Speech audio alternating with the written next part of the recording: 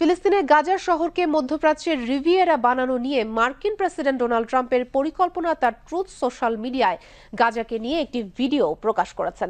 AI দিয়ে নির্মিত এই ভিডিওটিতে গাজা নিয়ে ট্রাম্পের পরিকল্পনার প্রতিফলন ঘটাচ্ছে। এরপর সেটি নিয়ে নেট দুনিয়ায় সমালোচনা ঝড় বইতে শুরু করেছে। মঙ্গলবার ট্রাম্পের পোস্ট করা ভিডিওটিতে দাড়িওয়ালা বেলি ড্যান্সার এবং ডলারের নোটের বৃষ্টিতে পূর্ণ একটি বিলাসবহুল শহর হিসেবে গাজাকে পুনরায় দেখানো হয়েছে।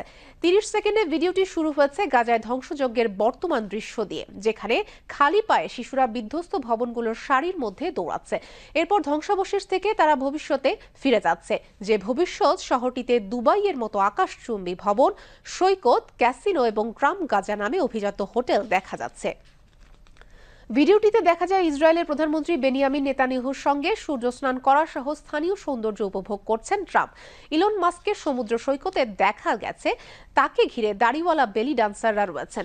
ডলারের নোটের বৃষ্টির নিচে ট্রাম্প ও শিশুদের স্বর্ণের ভাস্কর্য দাঁড়িয়ে আছে। এই ভিডিওর সাথে গাজা নিয়ে ট্রাম্পের কথিত দৃষ্টিভঙ্গি সম্বলিত গানের কিছু কথাও রয়েছে। সেগুলো এমন: ডোনাল্ড আসছেন আপনাকে মুক্ত করতে, সবার দেখার জন্য আলো আনতে, আর সুড়ঙ্গ নয় আর ভয় নয়, অবশেষে ট্রাম্প গাজা এসে গেছে। ট্রাম্প গাজা একটি উজ্জ্বল, একটি সোনালী ভবিষ্যৎ, একটি নতুন আলো।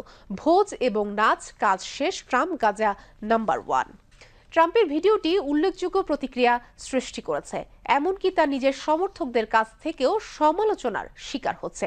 ট্রুথ সোশ্যালের ব্যবহারকারীরা ভিডিওটিকে ভয়ঙ্কর এবং খারাপ রুচি হিসেবে বর্ণনা করেছেন।